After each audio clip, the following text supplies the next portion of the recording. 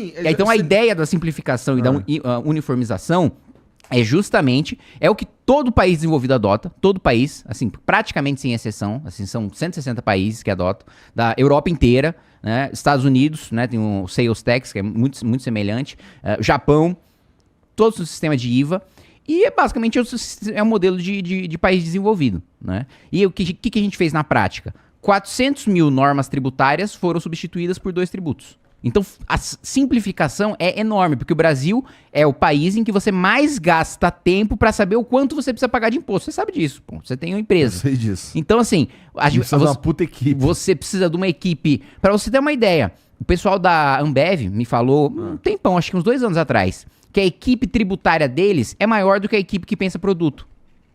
Ou seja, os caras gastam mais dinheiro com advogado tributarista e com contador... do que criando produto. Isso é insano, cara. Isso é insano. Quando eu tenho muito contato com o Japão, porque eu sou o único deputado Nikkei de São Paulo, né? Descendente de japoneses. E negociações sempre passam da comunidade, tanto da brasileira no Japão, como da japonesa, entre aspas, Nikkei, né? No Brasil. Passam, né, por negociações e que eu participo como vice-presidente do grupo parlamentar Brasil-Japão, né? E os empresários japoneses falam, a gente não sabe calcular imposto brasileiro. Eu falo, meu, a gente também não, viu? Não é culpa de vocês. A gente também não sabe.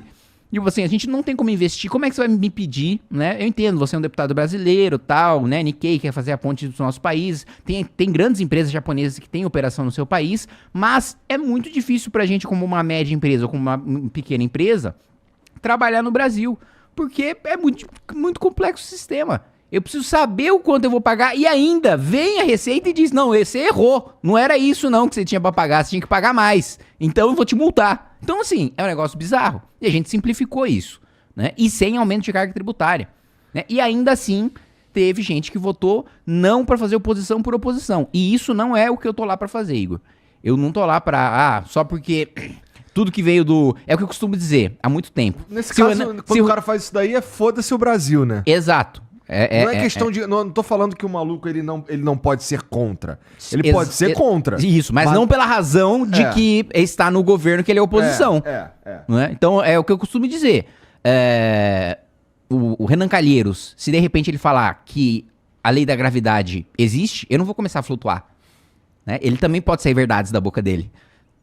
Então, o que eu quero dizer é o seguinte, né? Não é porque tá finalizando a tramitação no governo Lula, que primeiro, não é uma reforma do Lula, não é uma reforma esquerdista, socialista. Eu ouvi dizer que é reforma socialista, gente, pelo amor de Deus. Estados Unidos é um país socialista, Nova Zelândia. Então, esse Nova é o meu Zelândia é um ponto. país socialista. Mas esse é o meu ponto mesmo. Como é que o cara que ele se identifica como direita, assim, o pouco que eu sei, talvez eu esteja enganado, mas o pouco que eu sei olhando ali e ouvindo pessoas falando sobre a reforma tributária, não parece uma parada de esquerda, assim, não, imagina. Economicamente falando, Pelo tá contrário, ligado? pelo contrário. Conversando de bastidor com o pessoal do PT, o pessoal ainda fala, não é bem o que a gente gostaria, né? Mas é melhor a gente entregar essa reforma, porque se a gente começar uma do zero, a gente sabe que não vai entregar nada. Né? Então, não tem nada de esquerda Mas se liga, tá Pelo bom. contrário, cara, você tem simplificação tributária, você tem foco na competitividade, diminuição o contencioso, né? Ou seja, o quanto é disputado no poder judiciário, né? Porque a empresa discorda da receita do quanto ela precisa pagar. Aí ela vai pro judiciário. A gente tem um PIB inteiro de contencioso, ou seja, de tributos que estão sendo discutidos no judiciário. Sério? Sério, um PIB inteiro. Quando a média do mundial, né, não passa de 10%, de 5%. O nosso é 100%. É esse o nível de bizarrice do nosso sistema tributário. É o pior sistema tributário do mundo. E a gente aprovou uma reforma na Câmara para simplificar. Puta, tem defeitos? Tem defeitos. Vou citar um defeito pra você, que eu sou contra. O prefeito vai poder aumentar o IPTU sem passar pela Câmara de Vereadores. Isso eu sou absolutamente contrário.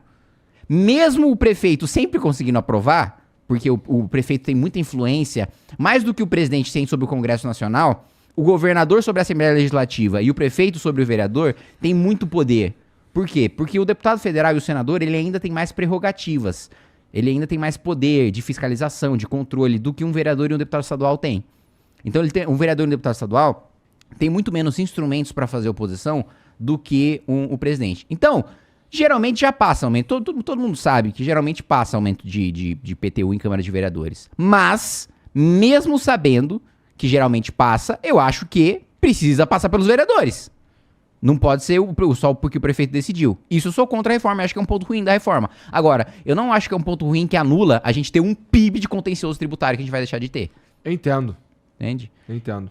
E, pô, assim, vamos lá. O IVA, que é o Imposto sobre Valor Agregado, ele, bom, simplifica isso tudo e acaba com a cascata de impostos numa produção industrial, por exemplo. Isso, exatamente. Você só paga aquilo que... O imposto sobre valor agregado é porque você só paga o imposto sobre o que você agregou valor. Então, por exemplo, você comprou água lá por R$10.